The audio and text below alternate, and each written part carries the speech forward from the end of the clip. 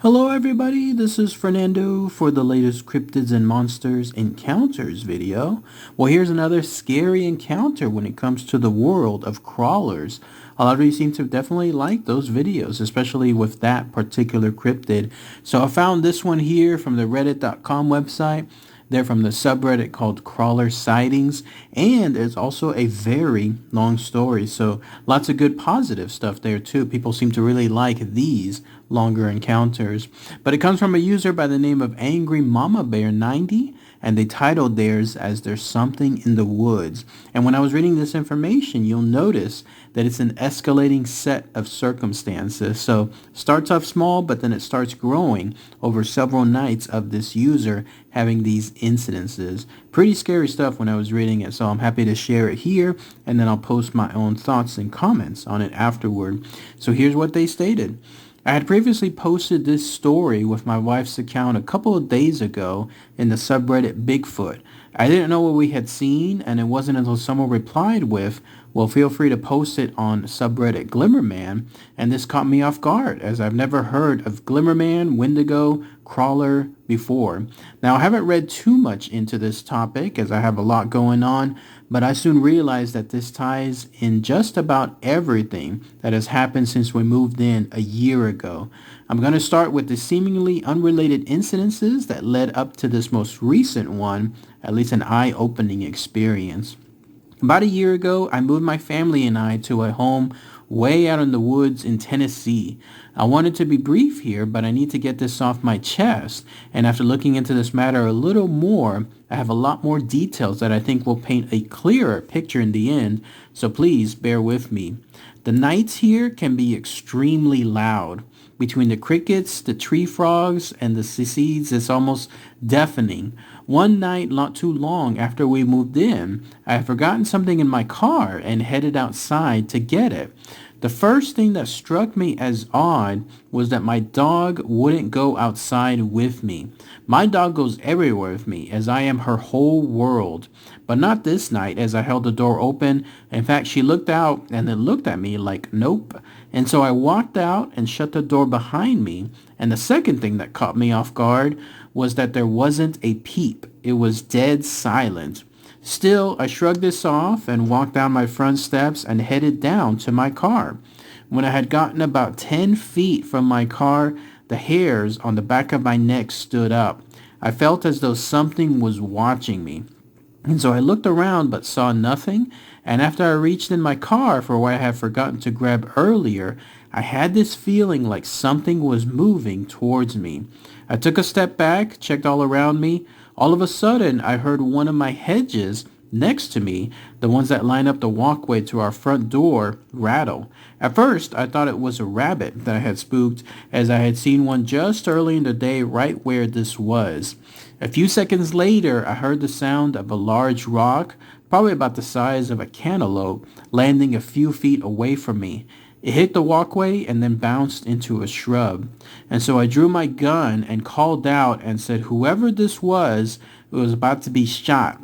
After a few seconds of nothing, I began to think that maybe this was some local teenagers messing around with the new people. I holstered my sidearm, turned, and started walking back to my front door. Almost as soon as I turned towards my house, I heard this deep, panting sound. It sounded like a huge dog, but what made me nope back to my front door was that it sounded like it was right behind me. And so I leaped up onto my porch, turned, and drew my gun again, expecting something right there. But again, there was nothing. And so a couple of weeks later, I was on my porch at night, sitting on a bench with my wife. She got up and walked inside to get something, and as soon as she shut the door, I heard that panting sound again. I couldn't see anything, yet this sounded like it was right on top of me. The sound was coming from everywhere, and it was very loud. Again, I couldn't see anything, so I noped it back inside my house. Now at this point, I was questioning moving here, but after nothing else really happened, I let it go. A month or so later, it was a really rainy and stormy night. This was around 9 p.m., and my wife and I enjoyed listening to the rain and talking about how relaxing the rain was. Me growing up in Oregon, I love the rain, and for the past 10 years we lived in Vegas, where it would dump the entire year of rain in one day and then be bone dry for the rest of the year. For my wife, who grew up in Nevada, rain was such a rare thing. She loved going outside and watching it. So for us, this is an enjoyable experience. Except this night, in particular, things took a weird turn. As we were sitting there talking about the rain and relaxing, my wife stopped me and said, "Did you hear that?" And I said, "No, what did you hear?" And she said, "I swear it sounded like a small child calling out for help in the woods right beside our house." I said, "No, I didn't hear anything." And after a few moments of us listening intently, she said, "There it is again." And so I said, "I don't hear anything, sweetie. Are you sure? You're just not hearing things." And so she looked at me offended that I didn't hear anything. And I said, "No, I'm positive. How could you?" Oh, no, she said, "No, I'm positive. How could you not hear that? It was our son. I think he's out there and got lost." And so I said, "No, he's in the house sleeping on the couch." We then both looked through the blinds that were open right behind us, and we could see all our children laying there. She said that that's so weird that it sounded like our son. And so I said, "Well, if it isn't him, he's right there because I don't hear anything." She then stands up and says, "Wow, he's really crying out for help. I need to go look for him." Now at this point, if you knew my wife, you would know she's absolutely creeped out by the woods and wouldn't be caught dead walking into them during daylight, much less at night during a storm. And so I grabbed her hand and said, "I've been listening intently, and there is absolutely nobody calling out for help. You need to stay here." At this point, I'm getting worried about her. She was acting completely out of character, not to mention that at this time she is 8 months pregnant with our baby daughter. She then says, "What if there's some child out there lost in the wood?" And I said, "Well, first off, I would be able to hear them too. And secondly, there are no other kids around here for miles. And the odds of them being lost 100 feet from our house, that's like up a Christmas hill is nil." And so she says, "I know, but what if it's a kid?" And so before I say anything else, she stands up and then starts walking towards the stairs. I jumped up and grabbed her hand again and said, "No, you're not. Get in the house. I don't know what's going on, but you need to go inside." And so she then complies and we both go inside. I didn't know what this was, but it freaked me out. And so a few months later, after this, just as it was getting dark outside, I heard the front door to our house open and I got up to investigate. So we have autistic 6-year-old twins, and we have the door set up so they can't open it without us there. So to hear this sound, it could only be my wife. What was weird was the fact that she usually doesn't go outside without saying something to me. And so I walked out front and saw my wife walking down our private road towards the drive right on the side of our house. I asked her what she was doing, and she said she was sitting in the back patio and kept hearing a baby crying out in the woods. I said, "Seriously? And you just decided to walk off to the woods to investigate?" And then she looks into the woods and says, "See, there it is again." And once again, I can't hear anything, but what I did notice is that it was completely silent out again. I told her, just like before, the chances of a baby being out in the woods outside our house is next to nothing, and that she needed to get back into the house. And then she said, "What if someone left a baby out there?" And I said, "Well, if that were true, I would hear it too." Now at this point, I was really starting to worry about my wife's mental health. I actually asked her to see a psychiatrist, and she did. Now looking back, I feel really bad about this, knowing what I know. A key to this moment was that my wife had just given birth to a baby girl a month before. And so a few days after this, we were out front of the porch. It's early evening, and I had mowed the lawn this day, and our 3-year-old son was riding around on his little car in the front of the house.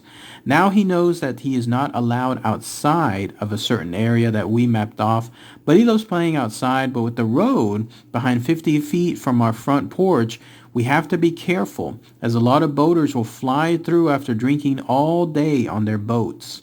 And so as we were talking, we are both keeping an eye on him. A neighbor drives by and stops to say hi for a second.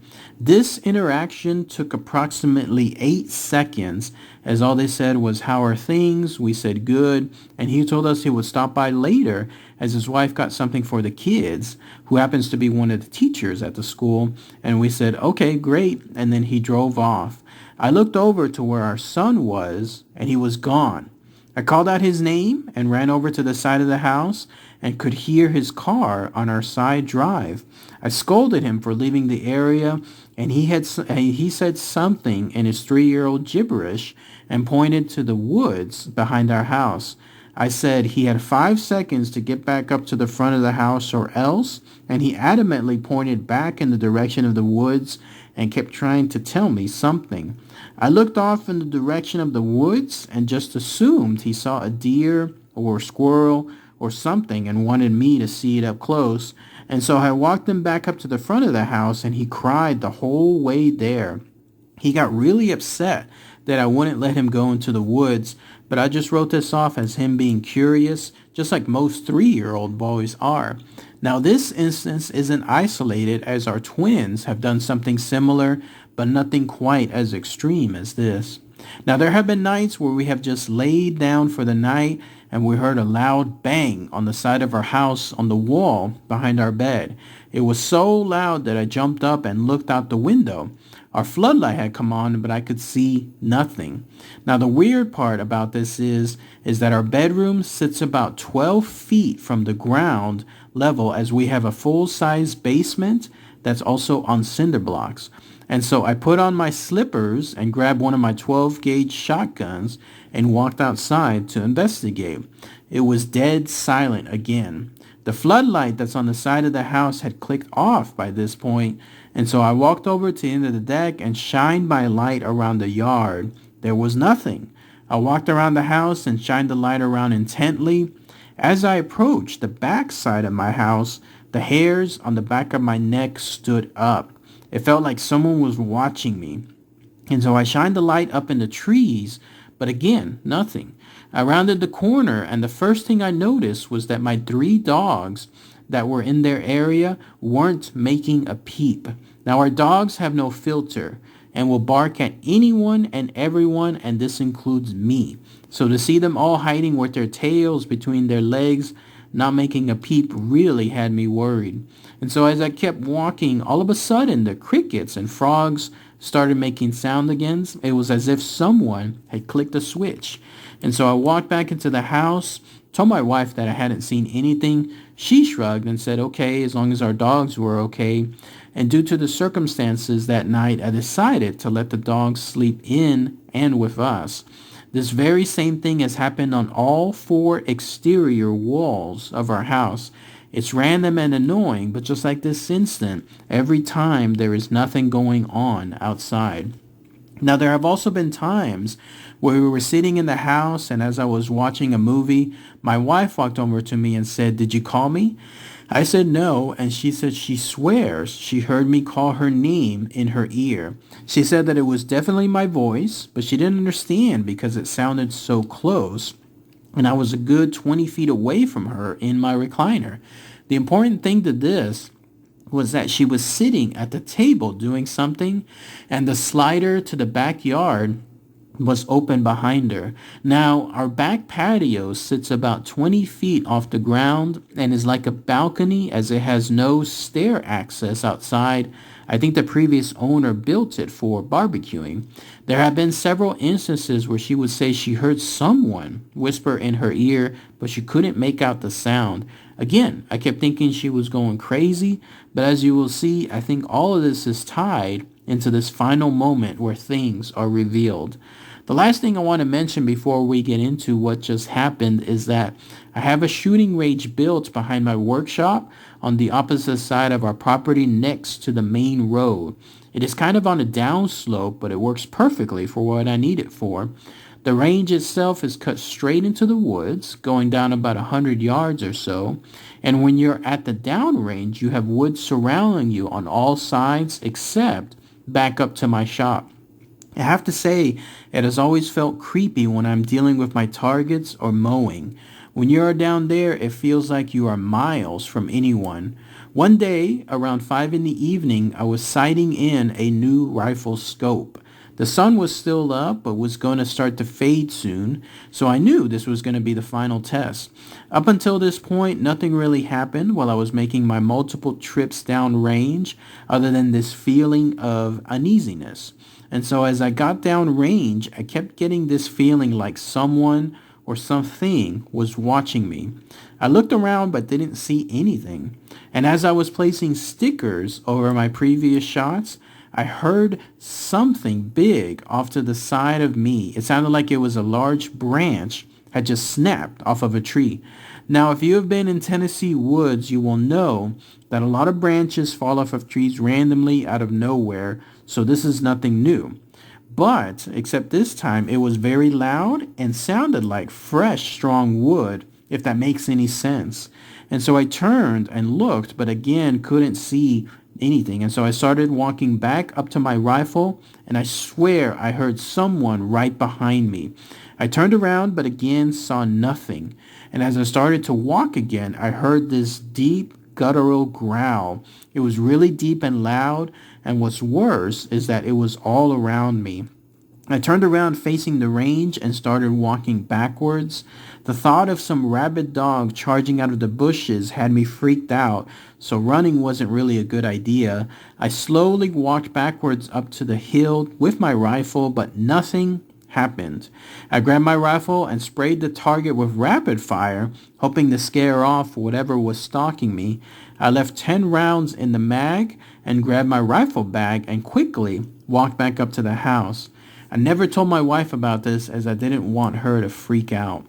Fast forward about a year later from when we moved in and my niece is staying with us as a live-in Annie to earn more money over the summer, at least from college. We were on our way back from the store, and about a mile from my house, I saw two eyes reflecting in the headlights coming from a wide tree on the side of the road just ahead. It had caught my attention because they were higher than a deer, but a different color and size. Just as I had said, "What is that?" and squinted, they vanished. I had made a comment that it was almost as if it had known I could see its eyes and moved. The color was kind of a golden green, but they resembled the mannerisms of a large cat as they felt ominous. It's hard to explain, but I shrugged it off as we were passing that tree and then saw nothing. A few minutes later, we arrived at the house, and as we were getting bags out of the car, my 3-year-old son came bolting out of the house, excited to see me. As I was waiting to help her carry in her bags, I heard my dog growl. I looked in the direction she was looking at, which was my neighbor's property across the street. Now what I saw has kept me all night. Up until this point, I have always been skeptical, as in I've never seen anything with my two eyes, but even if what had happened to me the year prior, I still had my doubts that it was just my mind playing tricks on me. Now my street is kind of a spread out neighborhood. Each house sits on several acres, and at the end of our road is Kentucky Lake.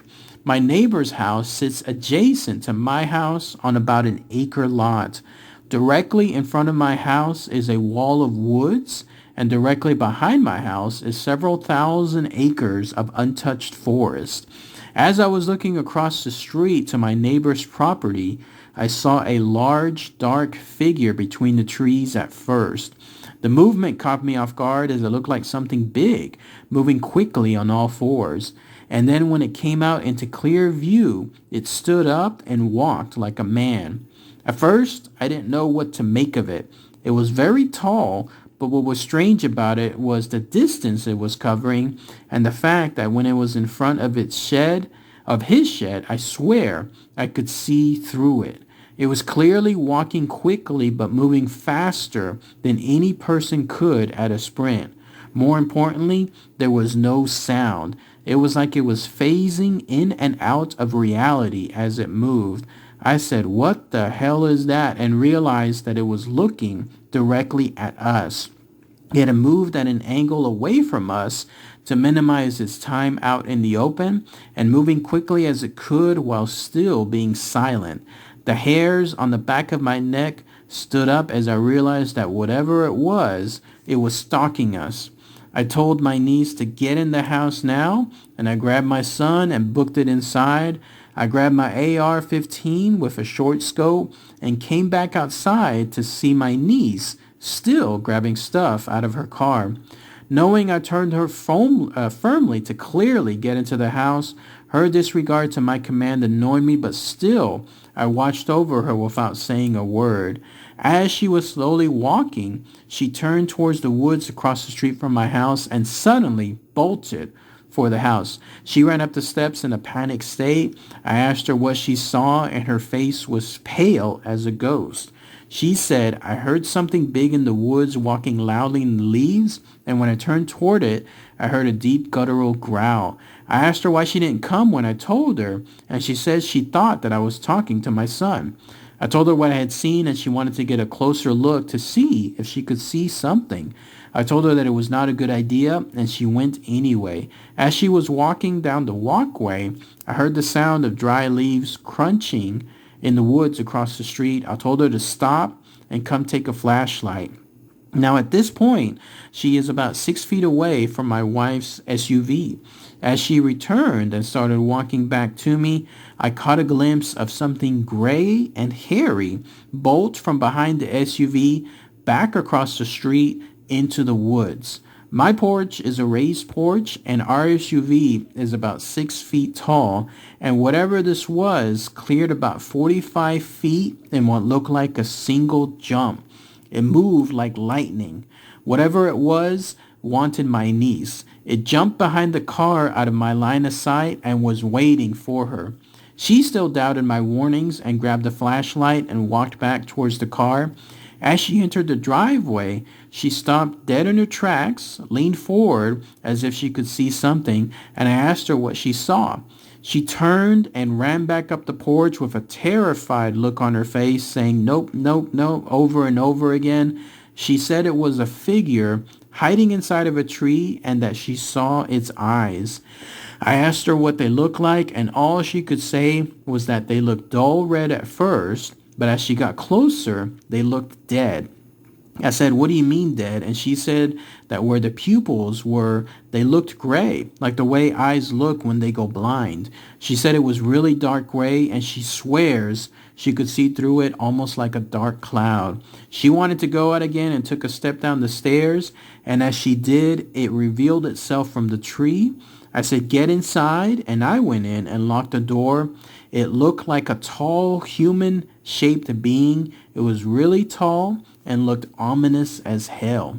The next morning, we did a height comparison to the tree limb she saw it stand over and put its height to around 9 feet tall, and its eyes were about 6 inches apart.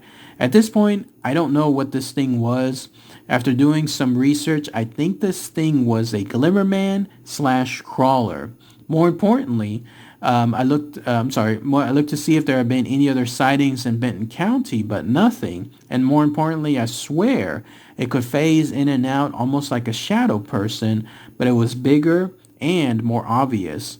Now, I originally posted this on the Bigfoot subreddit, but after doing a bunch of research, I believe this belongs here. One of the things that makes this fit here is that it can communicate telepathically, and this explains why everyone was hearing something that nobody else could hear. Secondly, it has a playback-like communication, so when I heard a dog panting, it was probably one of my dogs it had heard, and my wife was actually hearing our son crying for help, as he had recently fell and cried for help, and the baby crying would be our newborn baby who had just given birth more recently, and it must have heard me call my wife's name and kept telepathically calling my wife's name with my voice.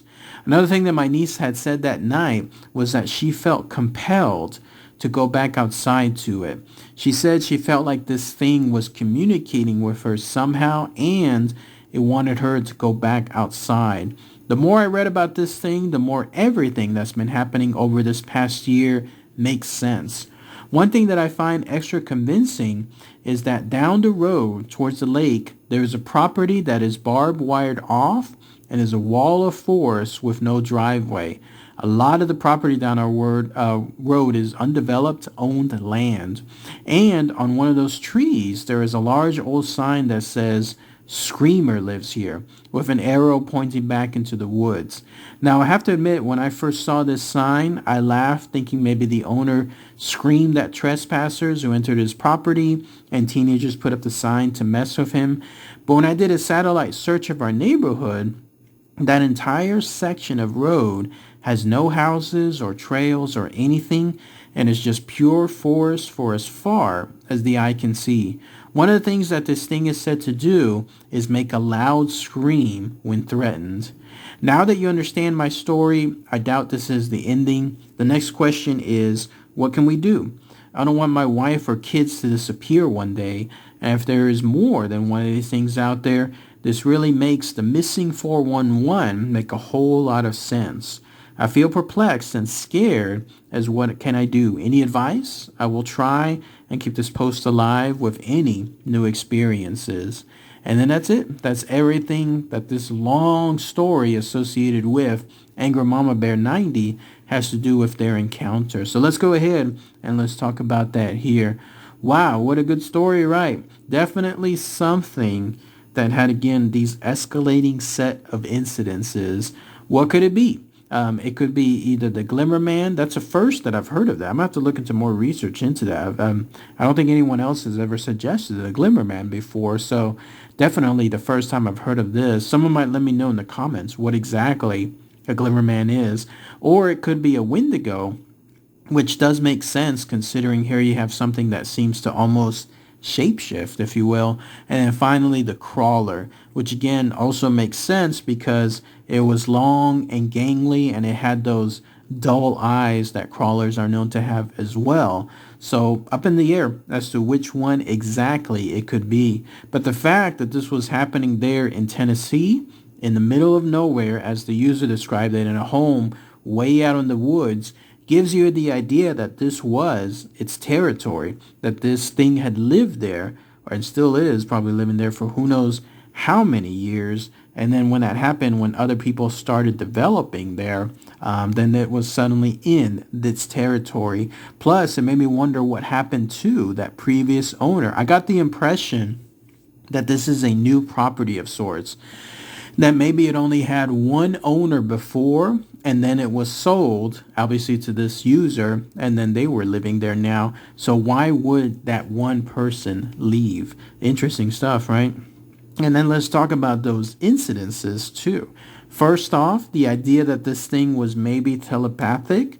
It was calling to people, but others around it, around those users, couldn't hear that call. You had that incident involving the poor wife who was swearing that she was hearing both a child and then later on a baby. And there she was adamantly trying to go out to go see them, rescue them. And then the husband, who couldn't hear anything, he was thinking that she was going crazy because of it. So there you had that incident. And then you have the idea that this thing could also shapeshift, like it was moving in and out of phasing, if you will. What is that about? It almost reminded me of like a predator. Here you have something that could look like it could exist, and then it was moving very quickly, in fact, clearing 45 feet in almost like a single step. Pretty crazy stuff. The animals around it were all scared of it as well. Not a peep, in other words, when it came from the grasshoppers and any other type of animals when this thing was around. It was almost like a telltale sign, an alert that you had this thing within that vicinity. The dogs, of course, knew how dangerous this thing was, not making a peep on their end too, hiding behind somewhere with their tail between their legs. And as the user described it, normally they're mouthing off as much as possible, like barking here and there. Not in the case of whatever this thing was, if it truly was a crawler or something else. What I found though most interesting was the idea that it was compelling people to follow it or to come out to it. There was several instances, one involving the wife, one involving the niece, and then the one involving the young boy, where it was almost like it was commanding them to come to whatever this thing was, even though they knew it was very dangerous. It was almost like from a movie. You know how you always have someone make a really bad decision, some teenager or young person within those movies that has to go investigate where that deadly, killer is hiding somewhere. And obviously we know what happens to them afterward. That's what it reminded me of here, but it could have been from whatever this thing was. It was commanding them. It was truly stalking them. And whatever it was going to do, who knows how far the level was, but you would think that it wasn't going to be nice, that it was going to be something deadly. Interesting that he mentioned at the end also about the 411 cases. I know I've had some users here ask me to do those all the time. I wonder if there's a link between the 411, people getting lost, in other words, in woods, quote unquote lost, never found again, and this thing here. If they were a victim of this entity, whatever it was, and then now all of a sudden, bam, like they're gone, but everyone thinks that they were just hopelessly lost when in fact they ran into this crawler or wendigo or glimmer man, whatever it is there. So much other details too that were highlighted about being able to knock on walls that are 20 feet high, being able to be on trees as well that are really high, breaking branches with almost superhuman strength, moving in again very quickly towards other locations. Just craziness. The user has posted more comments as well, so I might do a follow-up showcasing their updates. But I'd love to hear what your thoughts are. Let me know below too, especially if you're in the area of Tennessee. Again, what is the Glimmer Man? And then if you're in the area of Tennessee, like what exactly does that relate to? Those locations, maybe even Wendigos or anything else too. So, all right, everybody. Thanks again as always. Take care.